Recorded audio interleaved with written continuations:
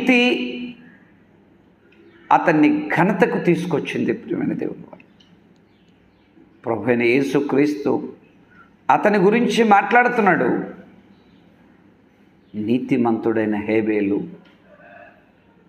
అతడు నీతిమంతుడు, యథార్థవంతుడు. అతడు కయ్యను వంటి వాడు కాదు.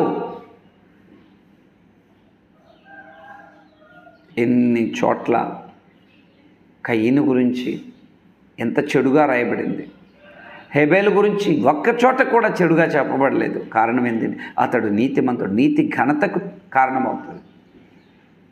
యేసుక్రీస్తు నోట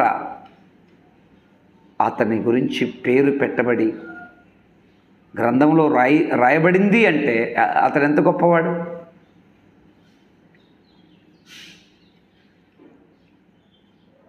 ప్రేమైన దేవుని వల్ల ఆలోచించండి.